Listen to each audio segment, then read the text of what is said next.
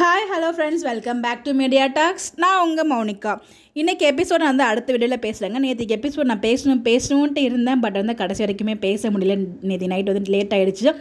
அப்புறம் வந்து லைவ் பார்த்தோம். அப்புறம் அதுவும் பார்த்திங்கன்னா பாதி வீடியோ தான் ஷேர் பண்ணியிருக்கேன். என்னோட மொபைலில் ஸ்பேஸில் அதனால் வந்து டெலிட் பண்ணி இன்னும் ஒரு பாதி பார்ட் இருக்குது. இன்றைக்கி நைட்டுக்குள்ளே எப்படியாவது நான் ஷேர் பண்ணிடுறேன். Sorry for the delay. So 2 பேரும் எங்கள் மனசுக்குள்ளேயே இன்னும் பேசிகிட்டே இருக்காங்க. என்ன தான் சொல்கிறதுனே எனக்கு தெரியல. ஸோ டீம் வாலண்டியராக அதெல்லாம் செப்பரேஷன் ட்ராக் கொண்டு வரணும் அப்படின்றதுக்காக இந்த சீன்லாம் கொண்டு வராங்க. நம்ம மனசுக்கு தெரிஞ்சாலும் பட் அவ்வளோ கோவம் வருது. ஐ திங்க் விசில் மூவின்னு நினைக்கிறேன். விவேக்கு வந்து பார்த்திங்கன்னா அடுத்தவங்க மனசில் நினைக்கிறதெல்லாம் கேட்கும் இல்லையா?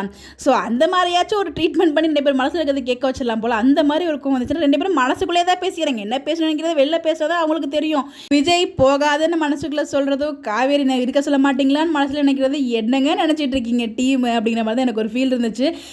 இன்னொரு விஷயம், கண்டிப்பாக விஜய்க்கு வந்து பேச டைம் கிடைக்காதோன்னு நினச்சேன். கடைசியில் சொல்ல வர டைமில் வந்து பாப்பா கூப்பிட்டு போயிட்டாங்க. அது வரைக்கும் என்ன பண்ணிட்டு இருந்தாரு அப்படிங்கிற மாதிரி தான் ஒரு கோவம் வந்துச்சு. தாத்தாவோட பாயிண்ட் ஒவ்வொன்றும் வந்து பார்த்திங்கன்னா அவ்வளோ வெரைட்டாக இருந்துச்சு. அவருக்கு மட்டும் எப்படிங்க இவ்வளோ அழகாக கரெக்டாக பர்ஃபெக்டாக வந்து வசனம் எழுதுனாங்க தான் நமக்கு தெரியல. டைலாக்ஸு சூப்பராக இருந்துச்சு. நம்ம மனசில் எந்த கேள்விகள் கேட்க வேண்டியது எல்லாத்தையுமே வந்து பார்த்திங்கன்னா தாத்தா விஜய் கிட்ட கேட்டாங்க. அவள் ஏன் அந்த சாவி கொண்டு வந்து எனக்கு புரியல. இப்போ வரைக்கும் அந்த வீட்டில் அத்தனை பேர் இருக்கும்போதும் அவ்வளோ சீக்கிரமாக அவளை விட்டுருவாங்களா, அதையும் தாண்டி வந்து கொடுத்துருக்காங்க, வந்து பார்க்கணும் அப்படிங்கிறதுக்காக தானே கொடுக்க வந்திருக்கு. அது கூட உனக்கு புரியலை அப்படின்னு சொல்லும்போது தான் விஜய்க்கு அது ஸ்ட்ரைக்கே ஆகுது. விஜய் வந்து எனக்கு ஈகுவலாக இல்லை அப்படின்னு சொல்லி வாயெல்லாம் சொன்னாலாம் அது வந்து நம்ம அக்செப்ட் பண்ணிக்க முடியாது. 2 பேருக்குமே அது இருக்குது. அதனால தான் வந்து பார்த்திங்கன்னா வாய் விட்டு பேசுறதுக்கு அவ்வளோ யோசிச்சாங்க. ஸோ முதல் நாள் வரைக்கும் அவகிட்ட பேசுறதுக்கு ஒரு சந்தர்ப்பம் கூட கிடைக்காதா, எப்படியாவது நம்ம வீட்டுக்கு கூப்பிட்டு வந்துடும், நம்மளுக்கு அவகிட்ட பேசணும், ஃபோன் எடுக்கல, அது இதுன்னெலாம் சொன்னீங்கல்ல. இன்றைக்கி நேராக வந்து அங்கே நிற்கும் போது உங்கள் மனசில் இருக்கிறது அப்படியே சொன்னாதான் என்ன அப்படிங்கிற மாதிரி இருந்துச்சு. பட் ஸோ விஜய்க்கு கிடைச்ச டைம் அவர் வந்து கரெக்டாக யூஸ் பண்ணிக்கல அப்படிங்கிற மாதிரி தான் நான் நினைக்கிறேன். பட் அதில் எனக்கு விஜய் மேலே கொஞ்சம் கோவம் இருந்துச்சு. நேற்றுக்கு எப்பயுமே லாஸ்ட் எபிசோடில் எனக்கு விஜய் அழுகும்போது அவ்வளோ கஷ்டம், நானே கண் கலங்கி வந்து பார்த்தேன் எபிசோட்ஸ். பட் நேற்றுக்கு எபிசோடில் எனக்கு விஜய் மேலே கோவம் தான் வந்துச்சு. ஏன் விஜய், ஆக்சுவலாக அது அவர் மேலே தப்பு கிடையாது, டீம் அந்த மாதிரி டிசைட் பண்ணியிருக்காங்க.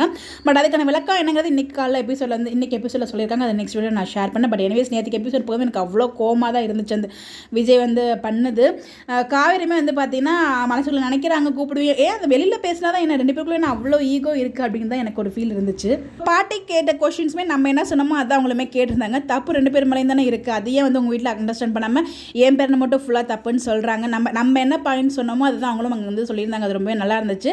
பாட்டி கேட்டதுமே எனக்கு வந்து ஓகே தான், சாட்டிஸ்ஃபேக்ஷனாக தான் இருந்துச்சு. பாட்டி மேலே கோவலாம் இல்லை. பட் அதில் காவேரியுமே புரிஞ்சுட்டு தப்பு தான், மன்னிச்சிடுங்க அப்படிங்கிற மாதிரி சொல்லிட்டு இருக்காங்க. அவங்க வந்து வழக்கம் போல் இவர் கூப்பிடல நிற்கல அப்படிங்கிற அந்த ஒரு வேகத்தில் நான் கிளம்புறேன் பாட்டின்னு சொல்லி சாவியை கொடுத்துட்டு நடிக்க வந்து முடிச்சிட்டேன் கிளம்புறேன் அப்படிங்கிற மாதிரி கிளம்புறாங்க. பட் போகும்போது வந்து பார்த்தீங்கன்னா அவ்வளோ ஃபீலிங்காக தான் போகிறாங்க. 2 பேருமே அவ்வளோ ஃபீலிங்காக இருந்தாங்க. பட் அதெல்லாம் பார்க்கும்போது வருத்தமாக இருந்தாலும் பட் கிடைச்ச சுச்சுவேஷன் எல்லாத்தையும் வந்து பார்த்திங்கன்னா வேஸ்ட் பண்ணிட்டாங்களே அப்படின்னு ஒரு வருத்தமும் இருக்குது. பார்ப்போம் எடுதான் ட்ராக் கொண்டு போகிறாங்க அப்படின்னு சொல்லிட்டு எனக்கு ஒரு ப்ரெடிக்ஷன் இருக்குது. அது நெக்ஸ்ட் வீடியோ நான் ஷேர் பண்ணுறேன், எப்படி எடுத்துகிட்டு போவாங்க அப்படின்னு சொல்லிட்டு. ஏன்னா இன்ட்ரெஸ்டிங்காக தான் மூவ் ஆகும், உங்களுக்கு பிடிச்ச மாதிரி தான் இருக்கும்னு சொல்லி வீக்கா ஃபேன்ஸ் மீட் வந்து ஐ மீன் அந்த மகாநதி 500 எபிசோட் ஃபேன்ஸ் மீட்டில் சொல்லியிருக்காங்க. பார்ப்போம் இந்த மாதிரி கொண்டு போகிறாங்க அப்படின்னு சொல்லிட்டு. உங்களுடைய கருத்துக்கள் மறக்காமல் கமெண்ட்டில் ஷேர் பண்ணுங்கள். Bye bye.